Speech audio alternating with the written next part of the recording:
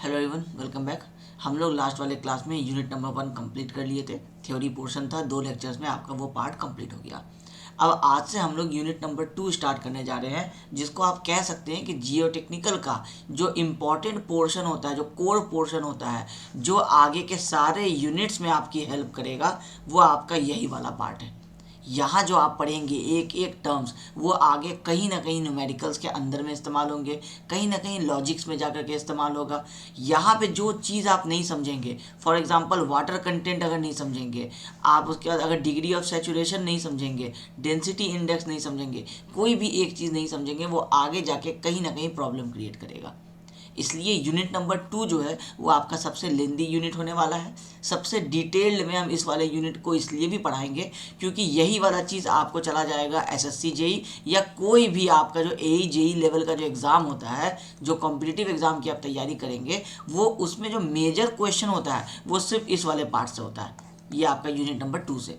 बाकी पार्ट से भी क्वेश्चन आएंगे। कंसोलिडेशन से एक क्वेश्चन हो सकता है, कॉम्पैक्शन से एक क्वेश्चन होगा, परमिएबिलिटी से एक क्वेश्चन होगा, और आपको जो स्टेबिलिटी ऑफ स्लोप्स है या रिटेनिंग वॉल है उससे एक क्वेश्चन होगा। लेकिन इससे आपको 3 क्वेश्चन 4 क्वेश्चन आराम से मिल जाते हैं। इसमें इतने टॉपिक्स हैं, और ये कोई अपने एक यूनिट नहीं है कि फिजिकल एंड इंडेक्स प्रॉपर्टी, ये एक यूनिट इस तरह से नहीं है। ये सब जो है ये आपका जैसे 3 फेज सिस्टम, वाटर कंटेंट, ये अपने आप में एक चैप्टर है।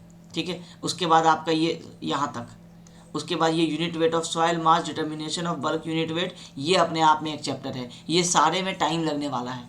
उसके बाद कंसिस्टेंसी ऑफ सॉइल डिस्कस करेंगे, ये इंडेक्स प्रॉपर्टी है, इसमें टाइम लगने वाला है। और फिर लास्ट में आपका पार्टिकल साइज डिस्ट्रीब्यूशन कर्व, इसमें भी टाइम लगने वाला है। तो 4-5 टॉपिक्स को मिला करके आपका एक यूनिट 2 बना दिया है। आप ये नहीं समझिएगा कि इस यूनिट में सिर्फ फिजिकल और इंडेक्स प्रॉपर्टी का ही डिस्कशन होने वाला है, ऐसा नहीं है। ये यूनिट आपका लगभग सारे जो आपके काम हैं वो आपको ये वाला यूनिट ही कर देगा। जैसे ही आप आगे वाले यूनिट्स में आप बढ़ेंगे, जब आप लेक्चर आगे देखेंगे तो आपको समझ में आएगा कि जो आप यहाँ पढ़े थे, जो हम समझाए थे, वही चीज़ को आगे अप्लाई किया जाएगा। ठीक है, अब सिलेबस तो आप देख ही लिए हैं। क्या करना है हम लोगों को, किस तरह से हम लोग अप्रोच करेंगे वो समझिए। क्योंकि पढ़ाने का अप्रोच समझ में आ जाता है ना, तो स्टूडेंट को समझने में भी क्लियर रहता है कि वो क्या पढ़ रहा है और क्या उससे अचीव होने वाला है। अभी लास्ट वाले यूनिट में आप पढ़े कि आप सॉइल को कहाँ इस्तेमाल कर सकते हैं। आप फाउंडेशन में कर सकते हैं, आप टनल्स वगैरह में कर सकते हैं, आप अपने रोड के नीचे पेवमेंट में बना सकते हैं, रिटेनिंग वॉल में कर सकते हैं। अब ये तो आप थ्योरी में बता दिए इन जनरल कि यहाँ यहाँ कर सकते हैं। अब जियो टेक्निकल इंजीनियरिंग में क्या कैलकुलेशन कीजिएगा वो तो अब आपको यहाँ से पढ़ना पड़ेगा।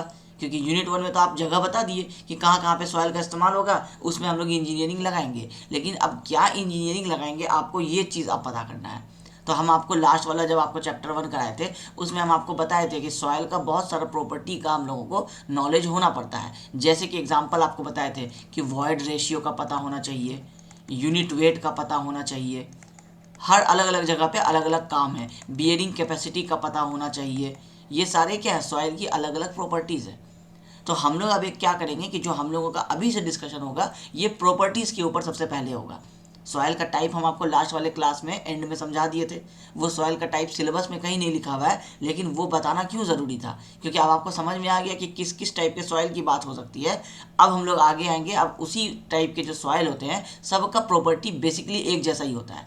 अब वो प्रॉपर्टी जो हम आपको लिखा रहे हैं अभी, वॉइड रेशियो, डेंसिटी, ये सारी चीज़ों के बारे में हम लोग एक एक करके बात करेंगे। कुछ लेक्चर्स आपके चलेंगे इन टॉपिक्स के ऊपर, और फिर उसके बाद यहाँ कर गया,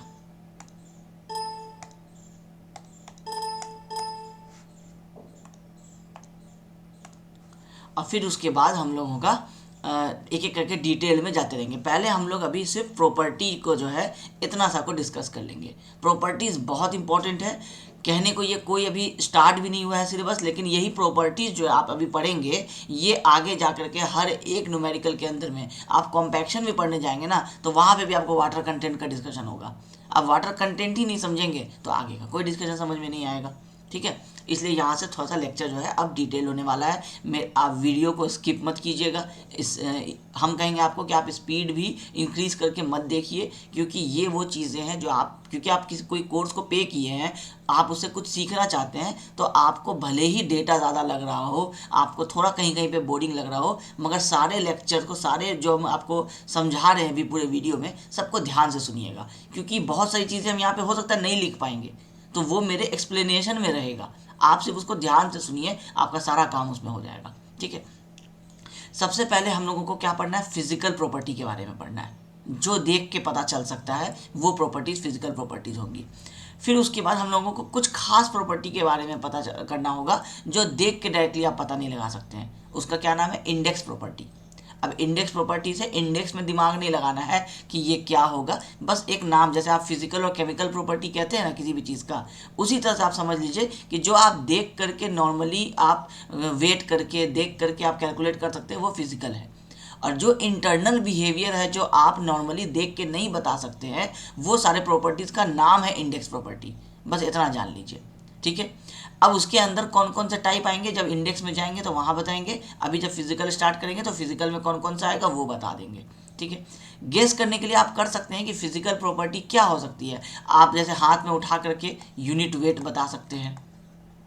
ठीक है, सॉइल का वेट करके आप बता सकते हैं कि अगर सॉइल का एक पार्टिकुलर वेट है, आप उसको जब आप मान लीजिए कि आप गैस पे रख करके उसको गर्म कर दिए, पानी उसमें से इवापोरेट हो गया, उसके बाद आप उसका वेट किए तो आपको बैलेंस वेट पता चल गया कि कितना इवापोरेट हुआ, मतलब वो पानी का वेट था। तो आप बता सकते हैं कि वाटर कंटेंट कितना है। उसके बाद आप बता सकते हैं कि वॉइड रेशियो कितना है, खाली जगह कितना है। ये सारा चीज़ कैसे बता सकते हैं, वेट करके बता सकते हैं, देख करके बता सकते हैं, ये सारा चीज़ है। परमिएबिलिटी आप बता सकते हैं, सॉरी पोरोसिटी आप बता सकते हैं। कैसे बता सकते हैं, आप पानी डालेंगे, पानी आर पार हो जाएगा, आप समझ जाएंगे कि ये पोरस है। पानी आर पार नहीं होगा, आप समझ जाएंगे कि नॉन पोरस है। अब वैल्यूज़ वगैरह वो अभी नहीं पता, लेकिन आप देख के तो ये प्रॉपर्टीज़ को एक्सप्लेन कर सकते हैं किसी को। ये प्रॉपर्टीज़ आएंगी फिजिकल प्रॉपर्टीज़ के अंदर में। ठीक है, अभी अब हम लोग अब डिस्कशन को सिर्फ फिजिकल के ऊपर ही ला करके अब हम लोग स्टिक करते हैं, क्योंकि अब धीरे धीरे इसके अंदर ही हम लोग बढ़ते चलेंगे। अब जो फिजिकल प्रॉपर्टी हम लोगों को डिस्कस करना है, तो फिजिकल प्रॉपर्टी कैसे बताएंगे। अब आपके पास सॉयल कहाँ पे है, मान लीजिए ये आपका अर्थ है ऐसे, अभी इस टैब में गोल पूरा नहीं बन पाता सही से, इसलिए उसका इश्यू नहीं है। मान लीजिए आप यहाँ खड़े रहते हैं, तो आपके लिए सॉइल क्या है, यही वाला ये जोन, जितना दूर को आप जनरल मार्क कर देते हैं। आपका हो सकता है यहाँ से यहाँ तक ये 20 मीटर भी हो सकता है, 1 किलोमीटर भी हो सकता है, डिपेंड करता है। मतलब जहाँ पे आप अभी खड़े हैं आपके आसपास का सॉइल ही आप उसको सॉइल कंसिडर करेंगे, दूसरे शहर के सॉइल से तो आपको कोई मतलब होगा नहीं। अब ये वाला जो सॉइल है ये आपके आसपास में जितना भी जोन है वो आप कह सकते हैं कि आपके लिए तो इनफाइनाइट है। आप ऐसा तो नहीं कह सकते ना कि अंदर में जैसे आप यहाँ खड़े रहते हैं तो सिर्फ इतना वाला सॉइल जो है ये इस आपके वाले ही का ही प्रॉपर्टी शो करेगा, और बगल वाले बिल्डिंग से इसमें कोई फ़र्क नहीं पड़ेगा।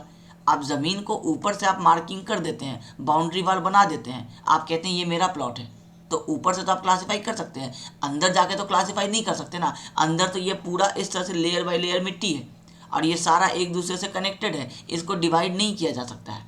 इसका मतलब है कि सॉइल जो है हम लोगों का वो इनफाइनाइट मास है।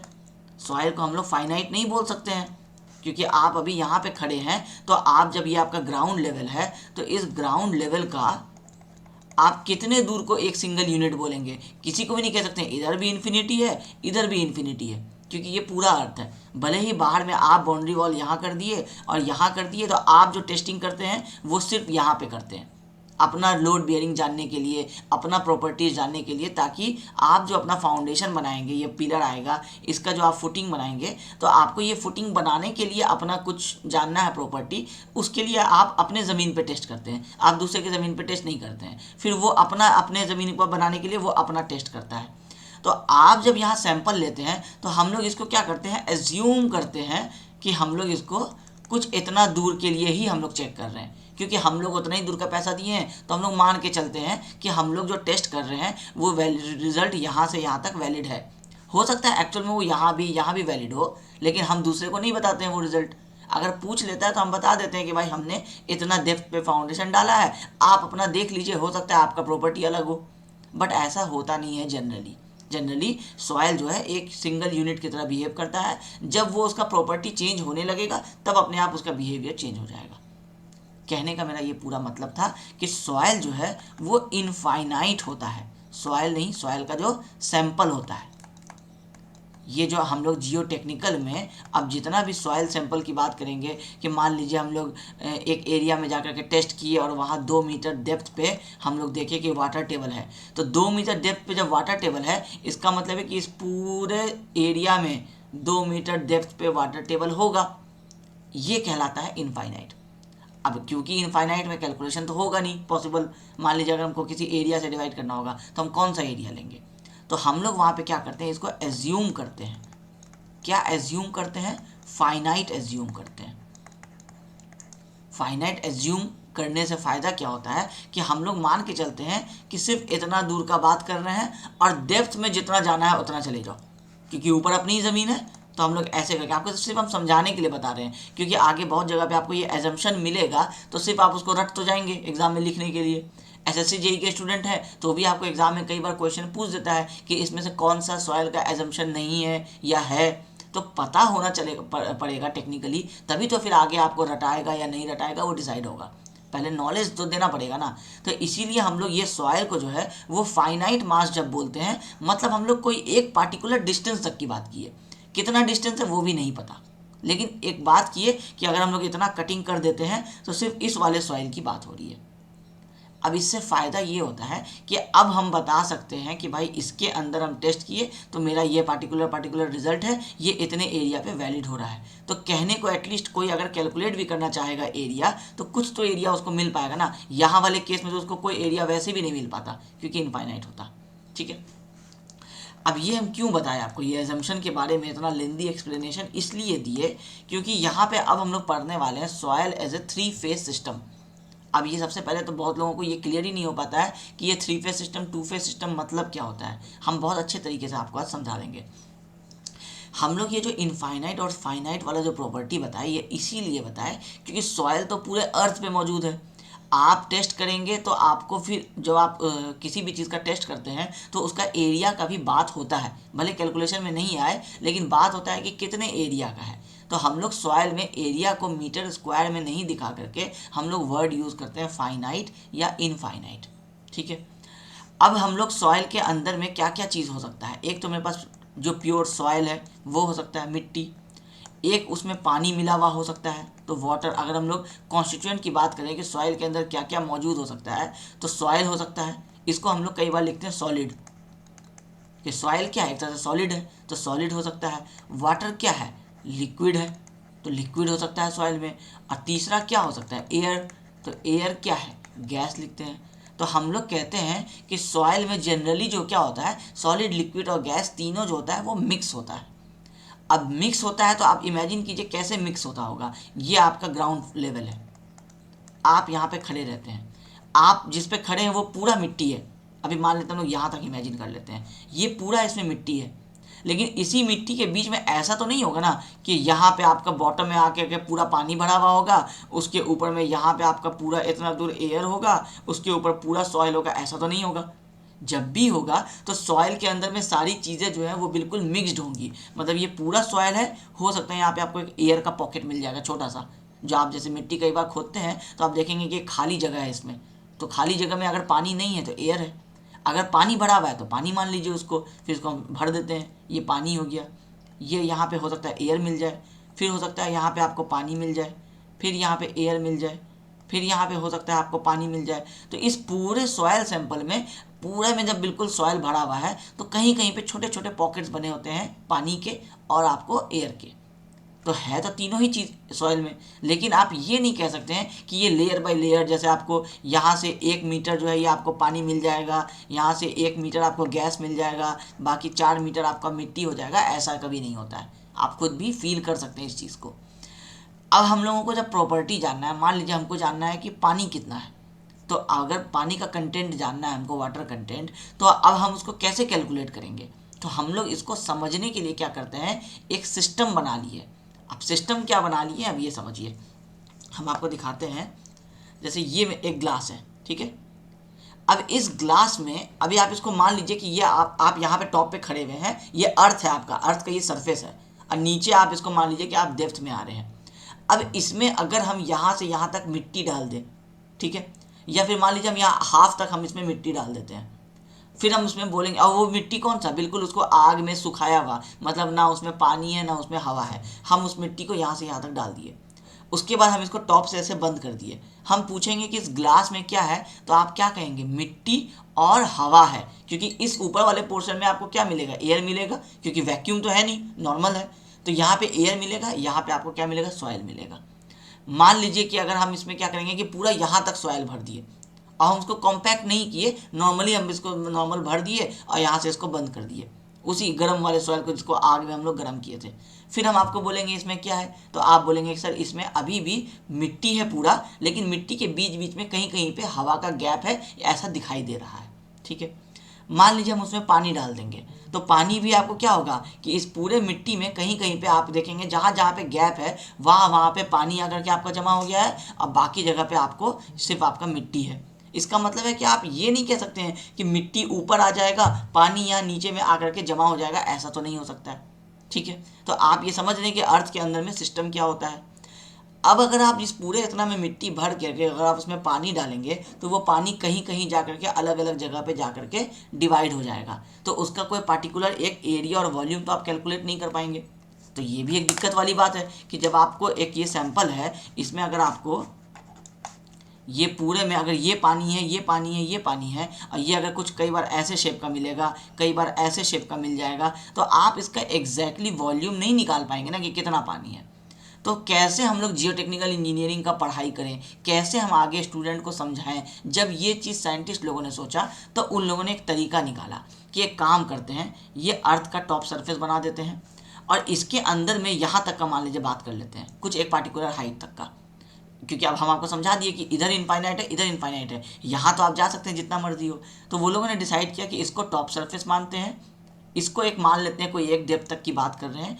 इस बीच में क्या क्या अवेलेबल है, तो साइंटिस्ट ने बताया कि यहाँ पे एयर है, वाटर है और सॉइल है, ये तीन चीज़ है, मिक्स किया हुआ है। तो उन लोगों ने क्या किया कि उन लोगों ने कहा कि एक काम करो, एक सिस्टम निकालते हैं कि सॉइल को अलग दिखा देते हैं, वाटर अलग दिखा देते हैं, एयर अलग दिखा देते हैं।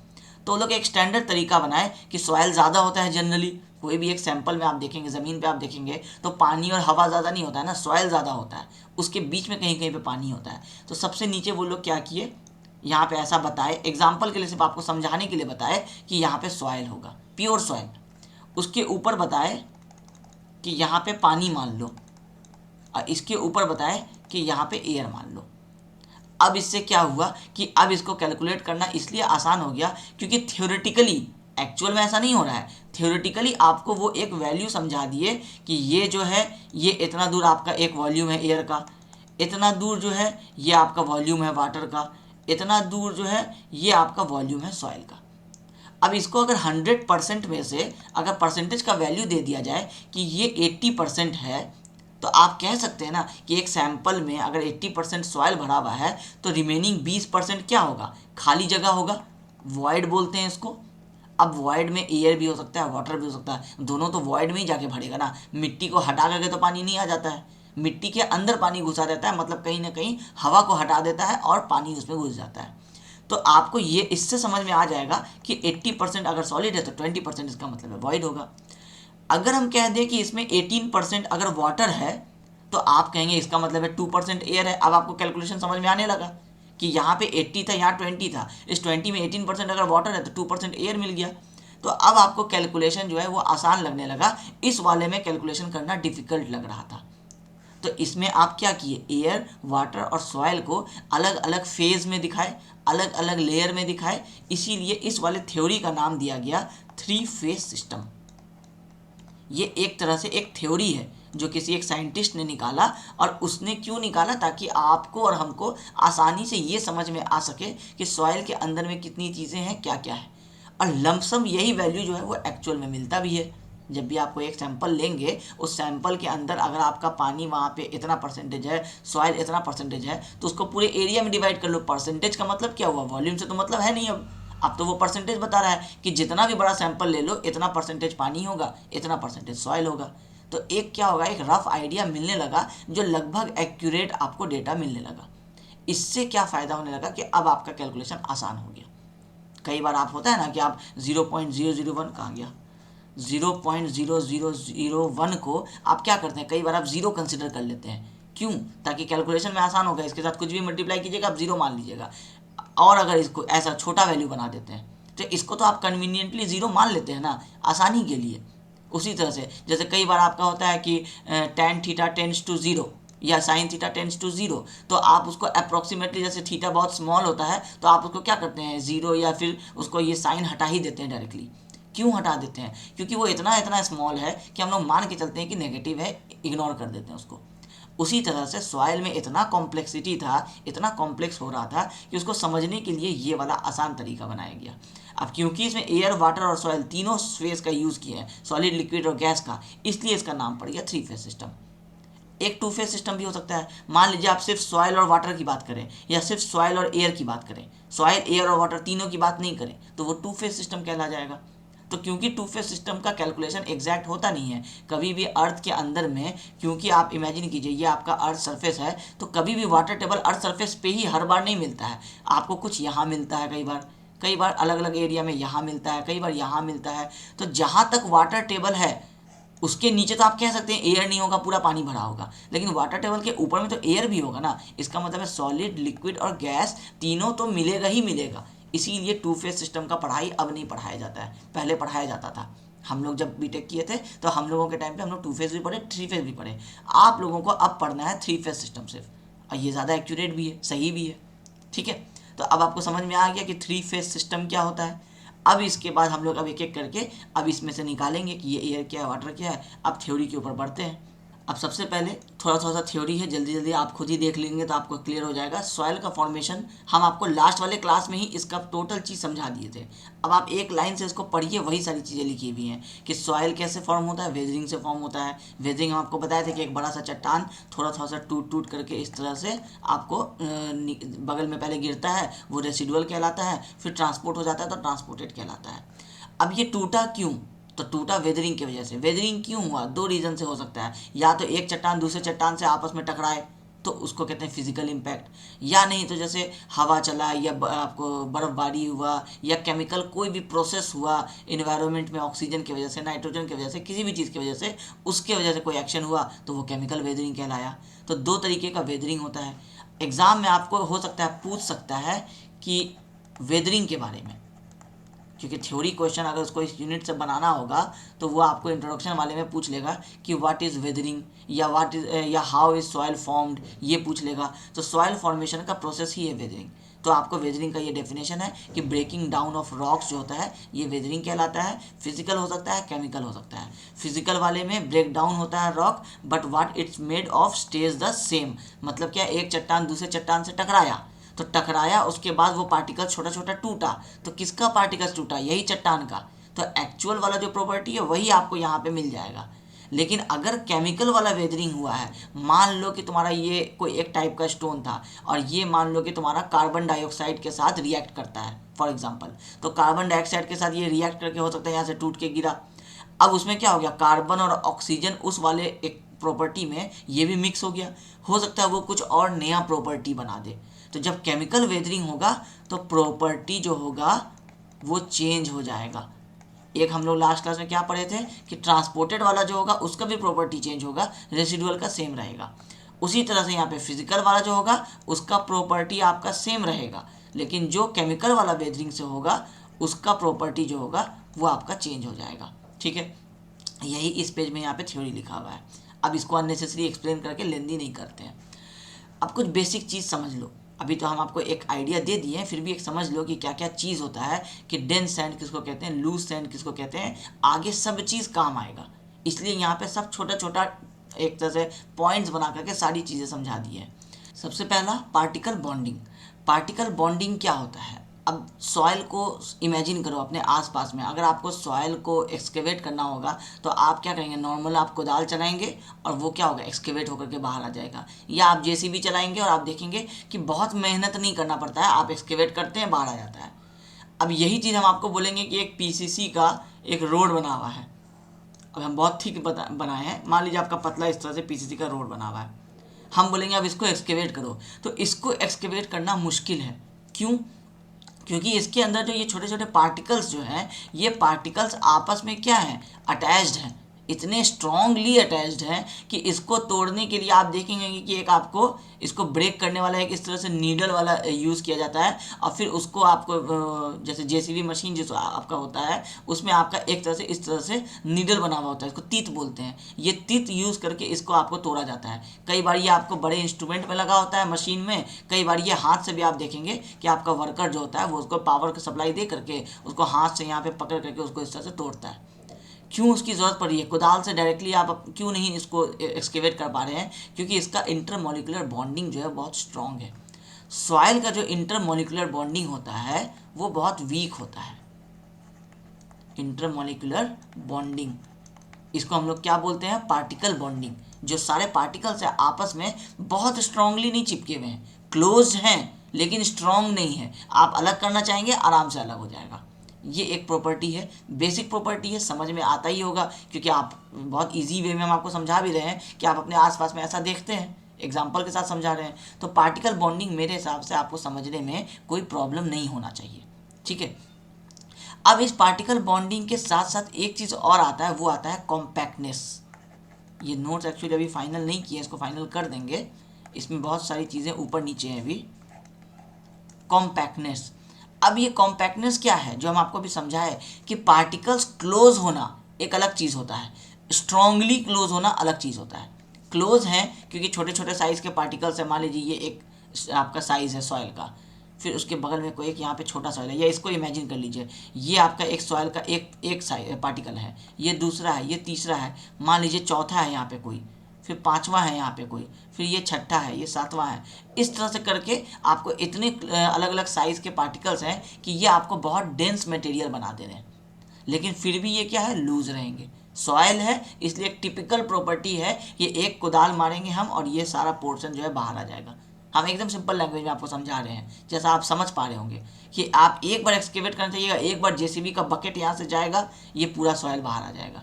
तो चाहे वो डेंस रहे चाहे वो लूज रहे, एक्सकेवेशन तो आराम से ही होगा। क्यों होगा?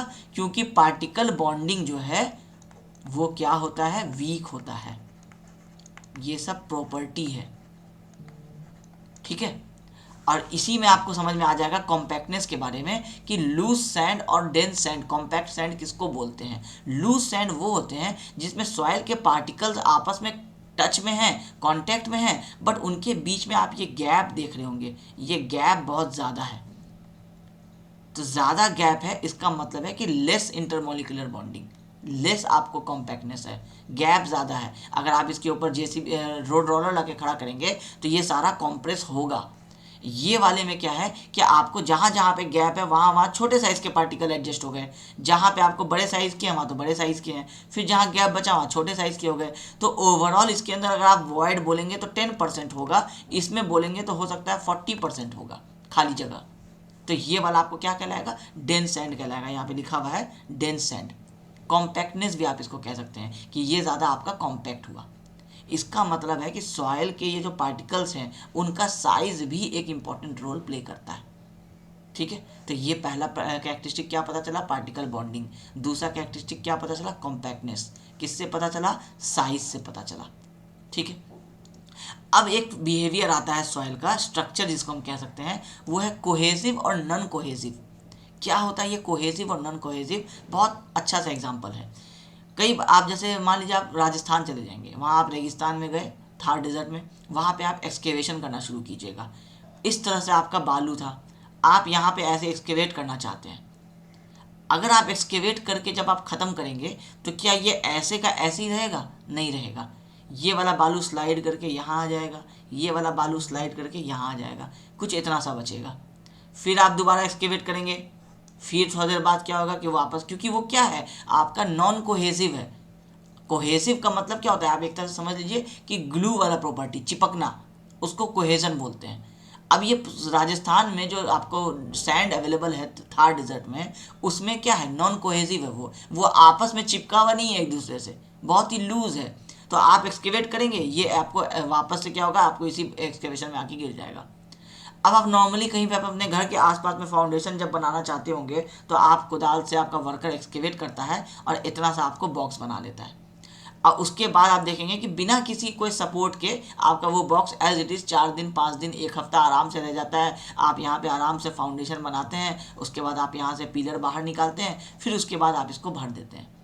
तो वो जो आपका सॉयल जो आपका गिरा नहीं इस बॉक्स के अंदर में, इस एक्सकेवेशन के अंदर में, वो सारा एज इट इज़ आप यहाँ पे खड़े होंगे जब, तो आप देख पाएंगे कि यहाँ पे कहीं पे आपको स्टोन दिख रहा होगा, कहीं पे छोटे छोटे कुछ पार्टिकल्स दिख रहे होंगे, लेकिन ये गिर नहीं रहा है अंदर की तरफ। इसका मतलब है इसमें कुछ ना कुछ कोहेसिव प्रॉपर्टी है, ये कोहेसिव सॉयल है। अब हो सकता है प्योर कोहेसिव हो, मतलब पूरा एकदम गोंद के जैसा ही सॉयल हो, तो वो कहलाएगा आपका क्ले। आगे पढ़ेंगे आप, अभी हम आपको एक आइडिया दे रहे हैं इसलिए नाम बता दे रहे हैं कि क्ले जो होता है वो प्योर कोहेसिव होता है। अब हो सकता है 100% कोहेसिव नहीं हो, 80% कोहेसिव हो, 50% कोहेसिव हो। इसका मतलब है कि बालू के जैसा है, लेकिन फिर भी आपको क्या है, आपस में इंटरमोलिकुलर बॉन्डिंग बहुत स्ट्रांग है, आपस में चिपका हुआ है, तो वो कहलाएगा कोहेसिव। प्योर कोहेसिव और कोहेसिव अलग अलग चीज़ हुआ। प्योर कोहेसिव मतलब 100%, जैसे क्ले 100% इसमें कोहेजन होगा। अब बाकी आपका जैसे आपके घर के आसपास में जो आपका सैंड है, आप कह सकते हैं कि ये बालू है, लेकिन फिर भी आप उसके में एक्सकेवेट करेंगे तो आप देखेंगे कि आपको अंदर का पोर्शन एज इट इज़ ऐसा रह जाएगा। इसका मतलब है कि उसमें क्या है, कोहेजन कुछ हद तक है, कुछ हद तक नहीं है।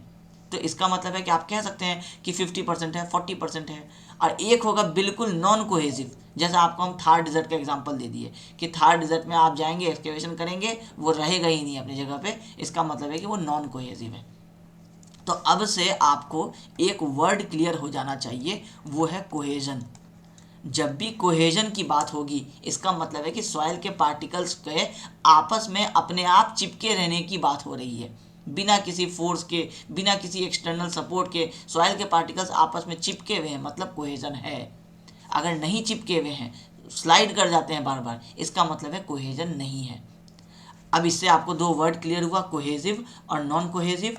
तो एक मोटा मोटी अगर आपको रफ आइडिया रखना है आगे, क्योंकि आप जब पढ़ेंगे तो बहुत सारा कन्फ्यूज़न होता है, तो आप समझ लीजिए कि कोहेसिव मतलब क्ले, नॉन कोहेसिव मतलब सैंड, बालू, जनरल टर्म में। अब आप उसके अंदर भी डिटेल हम आपको समझा दिए ना कि कुछ परसेंट भी हो सकता है कोहेजन, कुछ परसेंट नहीं भी हो सकता है कोहेजन, वो सारा चीज़ आगे चलता रहेगा जब डिस्कशन करेंगे। तो अभी के लिए ये प्रॉपर्टी हमको आपको समझाना था कि एक गोंद सा प्रॉपर्टी होता है, उसको हम लोग कहते हैं कोहेसिव, नहीं है तो नॉन कोहेसिव। जनरल आइडिया लीजिएगा तो सैंड है, और एक जनरल आइडिया कोहेसिव का लीजिएगा तो क्ले होता है। ठीक है, ये सारा चीज़ का एक आइडिया अब आपको लग गया। अब आप आइए स्ट्रक्चर में, कि अब ये आपका सॉइल का जो स्ट्रक्चर होता है किस तरह का होता है। हम लोग यहाँ तो आपको दिखा दिए कि सॉइल का स्ट्रक्चर ये ऐसे गोल गोल करके दिखा दिए, क्योंकि हमको आपको वॉइड समझाना था, तो यहाँ हम आपको एक रफ आइडिया दे दिए। एक्चुअल में कैसा स्ट्रक्चर होता है, तो ये सारा है आपका एक्चुअल में स्ट्रक्चर। सॉइल आपको एंगुलर शेप का हो सकता है, सब एंगुलर शेप का हो सकता है, सब राउंडेड शेप का हो सकता है, कुछ राउंडेड शेप का हो सकता है। अब राउंडेड मतलब ये भी नहीं कि पूरा सर्किल होगा, एक राउंड अपीयरेंस देगा, ये कुछ हद तक राउंड जैसा दिखा रहा है, इसीलिए सब राउंडेड। उसी तरह से ये प्योर एंगुलर है और ये कुछ हद तक एंगुलर दिखा रहा है, तो सब एंगुलर। ठीक है, अब उसके बाद ये हो गया 4 टाइप के स्ट्रक्चर्स, और 2 टाइप के स्ट्रक्चर्स हुए, एक हो गया डिस्पर्स्ड, एक हो गया फ्लॉक्यूलेटेड। डिस्पर्स मतलब क्या है, आप इस फिगर को देखिए, लगभग सारे जो हैं कहीं ना कहीं कुछ हद तक आपको एक ही डायरेक्शन में इस तरह से लेयर्स के तरह से आपको आगे पीछे मिल जाएंगे, ये कहलाता है डिस्पर्स, कि सारे लगभग एक ही डायरेक्शन में है।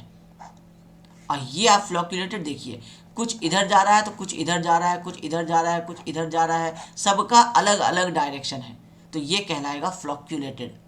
आगे जब आप बढ़ेंगे तो बहुत सारे चैप्टर में आपको ऐसा आएगा जहाँ पे बताया जाएगा कि इस वाले में सॉइल का पार्टिकल फ्लॉक्यूलेटेड होता है, जैसे बिफोर कॉम्पैक्शन फ्लॉक्यूलेटेड होता है, आफ्टर कॉम्पैक्शन डिस्पर्स्ड होता है।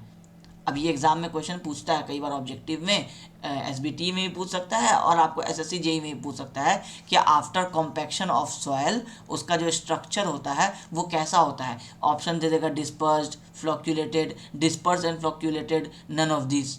तो आपको पता होना चाहिए वर्ड के बारे में। डिस्पर्स मतलब आप कह सकते हैं अरेंज्ड, तो अरेंज कब होगा, जब कॉम्पैक्शन कर देंगे किसी चीज़ का, तब ना उसके बाद वो फाइनली आप कहेंगे कि अब ये अरेंज हो गया है, अब ये कॉम्पैक्ट हो गया है, अब हम लोग इसके ऊपर काम कर सकते हैं।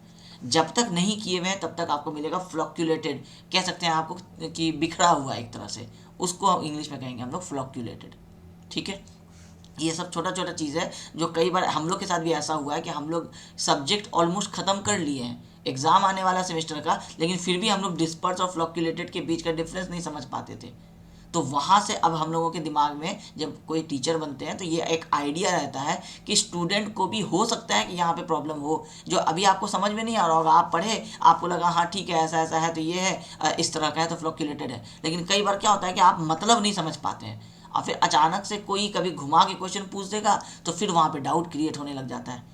इसलिए हम आपको इतना एक्सप्लेन करते हैं हिंदी में, इंग्लिश में, जनरल टर्म में, ताकि आप एक बार पढ़ें, आपको अब लाइफ में क्लियर हो जाए कि कोई भी चीज़ अरेंज्ड है, कॉम्पैक्ट किया है, फाइनल रिजल्ट है तो डिस्पर्स मिलेगा, अगर फाइनल नहीं है, बिखरा हुआ है, तो फ्लॉक्यूलेटेड कहलाएगा। इसी वजह से हम इतना एक्सप्लेन करते हैं। ठीक है, तो ये हो गया कुछ बेसिक प्रॉपर्टीज़ के बारे में। अब हम लोगों को डिस्कस करना है मेन, हम लोगों का जो डिस्कशन है, यहाँ से आपको क्वेश्चन बनना शुरू हो गया। ये आपके सेमेस्टर के कॉन्सेप्ट के अंदर आ गया, सिलेबस के अंदर आ गया, थ्योरी के अंदर में। यहाँ से आपको पूछ सकता है एक क्वेश्चन नंबर 1 कि explain soil as a 3 phase system. Directly लिख के देगा क्वेश्चन में कि 3 फेज सिस्टम क्या है, एक्सप्लेन कीजिए। जो हम आपको समझाए थे कहानी, बस उसी चीज़ को अभी हम आपको यहाँ पे रीडिंग देके समझाएंगे। 3 फेज सिस्टम वही चीज़ होता है जो यहाँ इंग्लिश में लिखा है, और फिर उसके बाद आपको उसको डायग्राम के हेल्प से समझा देना होगा। ये सारा डायग्राम हम आपको पहले ही स्टार्टिंग में ही समझा दिए। ठीक है, अब हम लोग इसको एक्सप्लेन करते हैं। अब इस पूरे डेफिनेशन को पढ़िए, हर वो चीज़ पहले से ही लिखा हुआ है। The soil mass is a 3 phase system composed of solid, liquid और गैस, समझा चुके थे। The solid particles are called as soil grains. जो सॉलिड वाला पार्टिकल है वो क्या है, वो सिर्फ सॉइल है।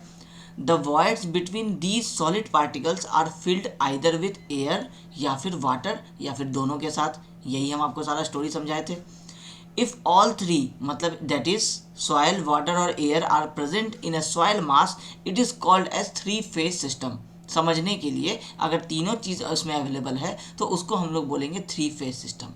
ठीक है, अब ये 3 फेज सिस्टम क्या है, ये अभी आपको इवनली मतलब सेपरेट नहीं है, ये एक साथ है कि ये सॉइल है, इसके अंदर ये पानी है, तो ये इसके अंदर आपको वाटर है, ये एयर है और ये आपका वाटर है। इस तरह से अलग अलग अभी सेपरेट किया हुआ है।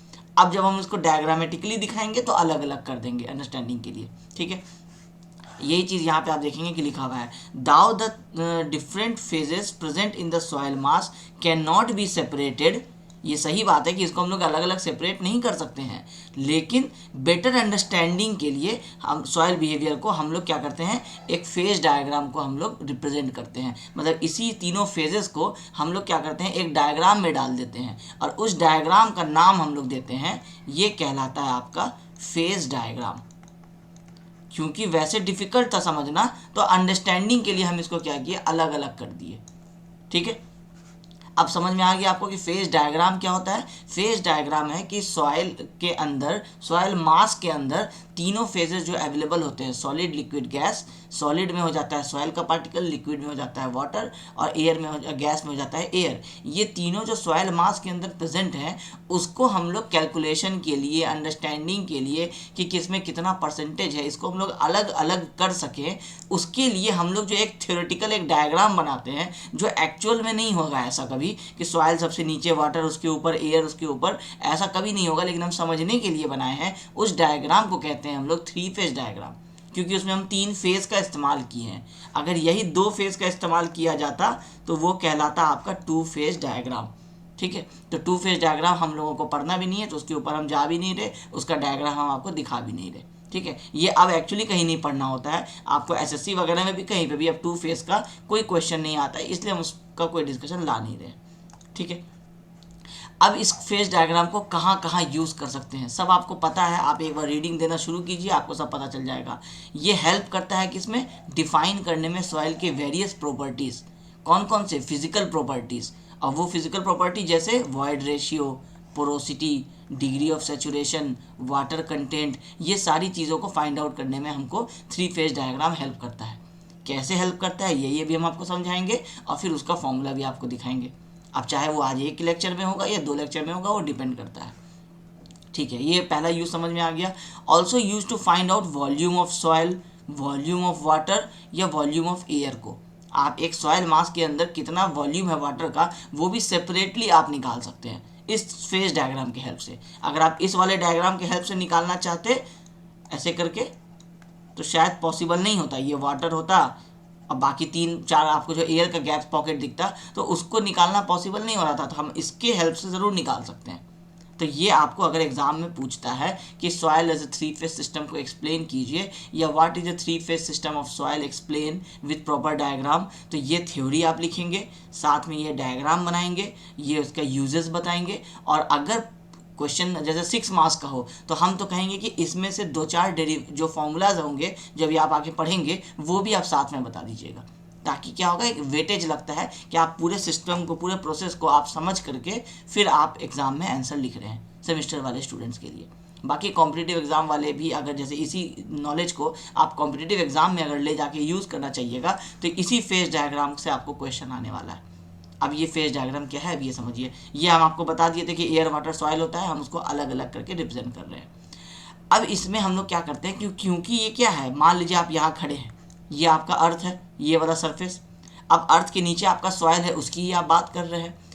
अब इनफाइनाइट तो हम जा नहीं रहे हैं, इसलिए हम यहाँ पे क्या किए हैं, ये लाइन बना दिए हैं कि ये वाटर सिर्फ मेरा इतना से इतना तक है।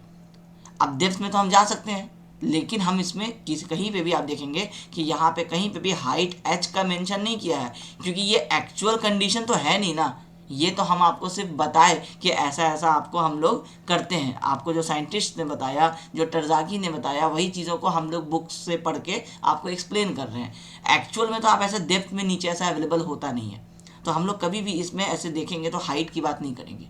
एक तरफ हम लोग वॉल्यूम की बात करेंगे, एक तरफ हम लोग वेट की बात करेंगे। एक तरफ क्या मतलब, हमको एक्चुअली इसको इसके अंदर सारी चीज़ें हैं, वॉल्यूम भी है, वेट भी है, सारे प्रॉपर्टीज़ है, तो हम आखिर कहाँ पे लिखेंगे, हम या तो इसके अंदर ऐसे करके लिखेंगे कि W is equal to 0, air का वेट 0 अप्रॉक्सीमेटली मान के चल रहे हैं, तो हम अंदर नहीं लिख करके हम क्या करते हैं, बाहर की तरफ में लिख देते हैं। तो स्टैंडर्ड तरीका जो आप किसी भी किताब में देखेंगे, आप देखेंगे कि इस बॉक्स के बाहर में लेफ्ट साइड में हमेशा आपको वॉल्यूम लिखा हुआ मिलेगा और राइट साइड में हमेशा वेट लिखा हुआ मिलेगा। क्योंकि अब कहीं ना कहीं तो लिखना था, अंदर में लिखते तो बहुत ज़्यादा कॉम्प्लिकेटेड हो जाता, ड्राइंग समझ में नहीं आता, इस वजह से बाहर में लिखा जाता है। इसलिए समझाने के लिए बोले कि लेफ्ट साइड में हमेशा वॉल्यूम लिखिएगा, राइट साइड में हमेशा वेट लिखिएगा, ये स्टैंडर्ड तरीका है। अब करने को आप इसको वेट इधर लिख दीजिए, वॉल्यूम इधर लिख दीजिए, फिर भी गलत नहीं है, अपना अपना तरीका है, लेकिन अगर आप बुक से समझने की कोशिश करेंगे तो ये इस पैटर्न में ही लिखा जाता है। अब पहले एक काम करते हैं, ये सारे वर्ड समझा देते हैं। जैसे हम वॉल्यूम की बात किए, वॉल्यूम एयर का भी होगा कुछ ना कुछ, वाटर का भी होगा, सॉइल का भी होगा। जो एयर का वॉल्यूम होगा उसको हम VA बोले, वॉल्यूम एयर का, वॉल्यूम वाटर का, वॉल्यूम सॉलिड का। उसी तरह से अब जब वॉल्यूम की बात की है तो वेट की बात कर लेते हैं। एयर का वेट बहुत कम होता है तो हम लोग उसको क्या करते हैं, नेग्लिजिबल मान करके चलते हैं। तो यहाँ पे एयर का वेट जो है आप देखेंगे अप्रॉक्सीमेटली इक्वल टू 0 लिखा हुआ है। आपके कैलकुलेशन में सारे में ये अप्रॉक्सीमेटली 0 ही रहेगा, मतलब 0 मान के चलना है आपको। अब आप आर्ग्यू कर सकते हैं कि सर 0 नहीं होता है, हमको ही पता है 0 नहीं होता है, लेकिन इतना कम होता है कि इसके आगे और इसके आगे उसको 0 कंसीडर किया जा रहा है। ठीक है, तो एयर का वेट कभी भी नहीं लेना है हम लोगों को। तो हम लोगों को टोटल 6 पैरामीटर होता, हम लोगों को ये 1 2 3 4 5 6 पैरामीटर होता, लेकिन 6 में से हम लोगों के काम कितना आएगा, 5 आएगा। 3 ये वॉल्यूम, वेट ऑफ वाटर और वेट ऑफ सॉइल, ये हम लोगों को काम आने वाला है। ये वाला जो वेट होगा ये वेट में आ गया, ये इसका वेट हो गया, ये इसमें आ गया। अब ये हो गए आपके इधर सारे पैरामीटर्स। अब इन सब का अपना कोई यूनिट वेट होगा। यूनिट वेट मतलब है कि कोई भी वेट पर यूनिट वॉल्यूम जो है वो अपना कुछ तो होगा, डेंसिटी आप इसको कह सकते हैं कि कुछ तो होगा। तो ये सॉइल का जो यूनिट वेट होगा उसको हम नाम दिए गामा, सॉइल से S कर दिए। ये गामा वाटर का W हो गया, ये गामा आपका एयर का A हो गया। ये सारे वर्ड्स हैं, आगे आपको लिखे हुए मिल जाएंगे कि आपको ये सारे वर्ड्स और उसका सबका जब हम आपको थ्योरी पूरा नोट्स दे रहे हैं उसमें ये सारी चीज़ें आपको लिखी हुई रहेंगी। आपको अभी सिर्फ समझने के लिए हम आपको एडवांस में बता दे रहे हैं। ठीक है, ये सारा आपको समझ में आ गया, ये 3 समझ में आ गया, ये 3 समझ में आ गया, ये 3 समझ में आ गया। अब अगर बोला जाए कि टोटल वेट इस सैंपल का कितना है, तो टोटल वेट क्या होगा, यहाँ से लेकर के यहाँ तक ही तो होगा ना, क्योंकि ये तो 0 ही है, कहने को तो यहाँ से यहाँ है, लेकिन यहाँ से यहाँ में ऐड क्या करेंगे आप, ये वाला और ये वाला ही ऐड करेंगे। तो ये टोटल W जो है ये is equal to weight of water plus weight of soil होगा, ये आप कह सकते हैं। उसी तरह से अगर टोटल वॉल्यूम की बात की जाए तो टोटल वॉल्यूम आपका क्या हो जाएगा, volume of air plus volume of water plus volume of solid हो जाएगा। ठीक है, सिंपल है, यहाँ तक तो कोई बहुत ज़्यादा इशू नहीं है। ये आपका सॉइल का सॉलिड्स है। इसके ऊपर आपका क्या है, सिर्फ सॉइल के अंदर जो खाली जगह बचता है वो है। ये सॉइल का सैंपल था, इसके अंदर ये वाला खाली पॉकेट, ये वाला खाली पॉकेट, ये वाला खाली पॉकेट, ये सब है। अब इसमें या तो पानी भरा है या तो हवा भरा है, कहने को तो दोनों वॉइड ही हुआ ना। तो इन दोनों को यहाँ से लेके यहाँ तक जो है, इस टोटल वॉल्यूम को हम क्या बोलेंगे, वॉल्यूम ऑफ वॉइड बोलेंगे, खाली जगह का वॉल्यूम। अब खाली जगह के वॉल्यूम में से कुछ परसेंटेज वाटर होगा, कुछ परसेंटेज एयर होगा। अगर ये 60% है तो ये ऑब्वियसली 40% होगा। इसका मतलब है volume of void is equal to volume of air plus volume of water हो गया। 60 + 40 100 हो जाएगा। ये अगर 30 है तो ये वाला 70 हो जाएगा। दोनों का समेशन क्या होगा, वॉल्यूम ऑफ वॉइड के बराबर हो जाएगा। ये कुछ बेसिक फंडामेंटल्स हैं जो आपको पता होने चाहिए, याद हो जाना चाहिए। क्योंकि ये याद इसलिए होना चाहिए क्योंकि ये इतना बेसिक चीज़ है और आगे हर जगह पे इसका यूज़ होगा। अगर आप इसको ध्यान में नहीं रखेंगे तो जब आप कोई न्यूमेरिकल करने लगेंगे, फॉर एग्जांपल कॉम्पैक्शन का, अब जब आप कॉम्पैक्शन का न्यूमेरिकल कर रहे हैं वहाँ पे आपको सडनली क्या होगा कि एक ट्रिक करने के लिए एक टर्म यूज़ कर देगा, VW = 60 मीटर क्यूब या कुछ भी ऐसा वैल्यू दे देगा।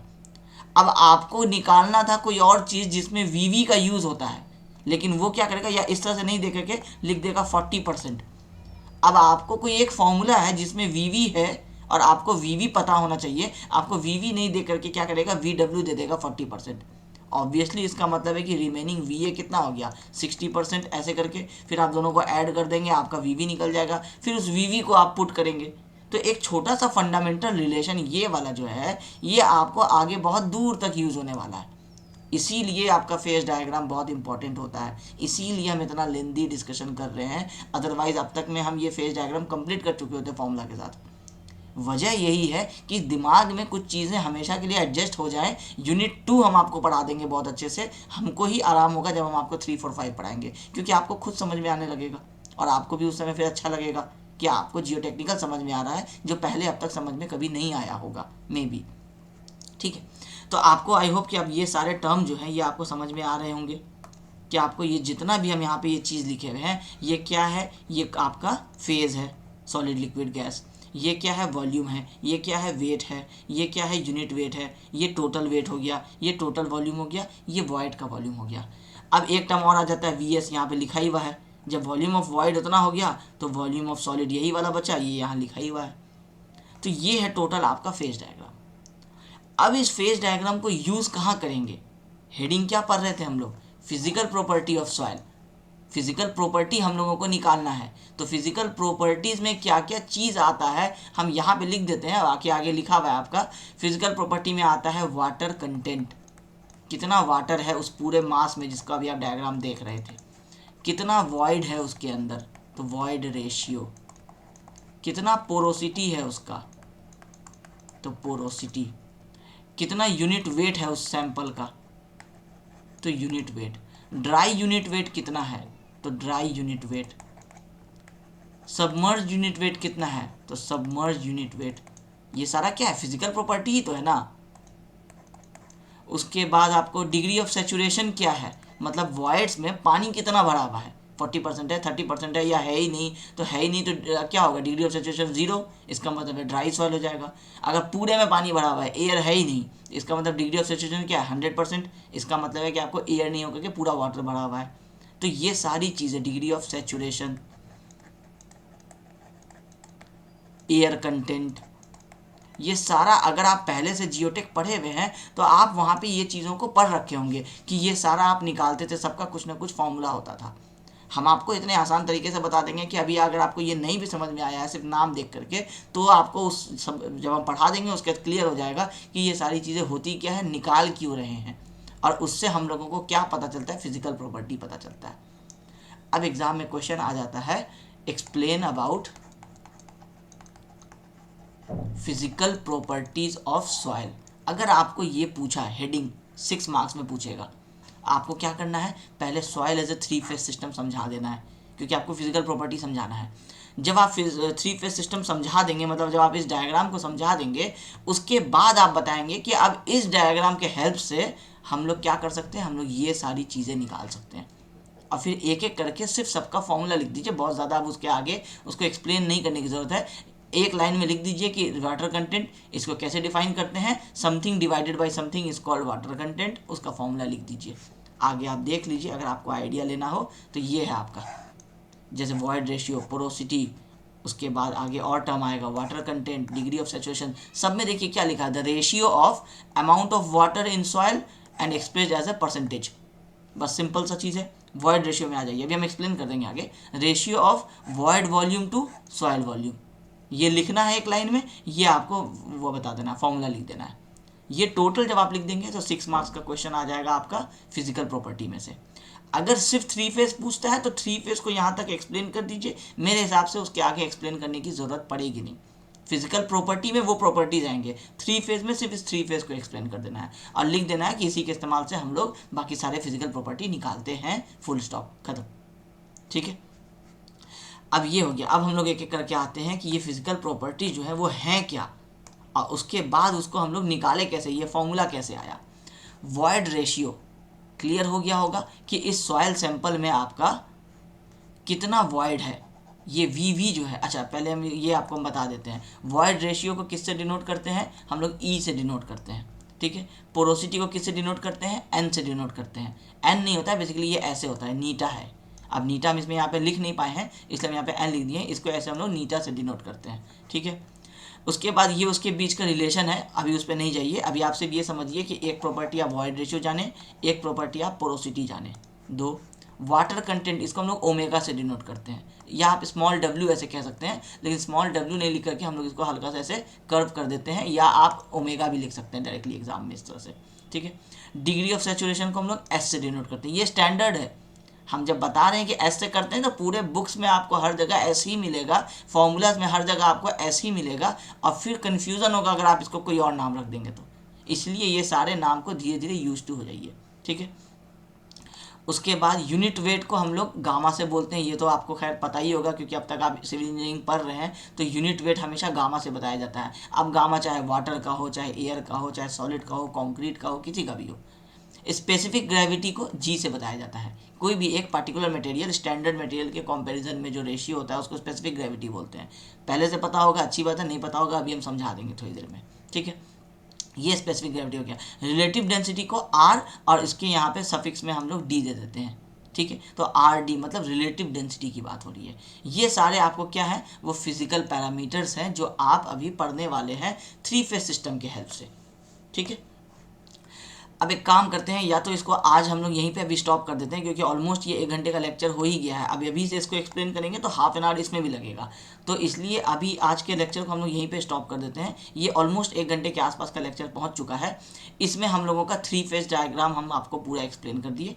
अब नेक्स्ट वाले क्लास में हम लोग क्या करेंगे कि यहाँ से इसका डिफाइन करना शुरू करेंगे प्रॉपर्टीज़ को, और रिलेशन भी साथ साथ बताते हुए इस सारे को यहाँ तक ला करके ये जितने टाइप्स ऑफ यूनिट वेट है और उनके बीच का जो रिलेशन होगा, ये अभी हम खाली जगह छोड़े हुए हैं, सारे रिलेशन जो है यहाँ डिराइव करके हम आपको टोटल बता देंगे। वो वाला जो पूरा लेक्चर होगा वो आपको इसी चीज़ों में निकल जाएगा, क्योंकि ये एक्सप्लेन जब करना शुरू करेंगे तो लेंदी होता चला जाएगा, तो आज इसलिए उसको अब एक्सप्लेन करने का कोई लॉजिक है नहीं। ठीक है, तो आई होप कि हम आपको जो आज ये फिजिकल प्रॉपर्टी समझाए, थ्री फेज सिस्टम समझाए, आपको ये समझ में आ गया होगा। Thank you.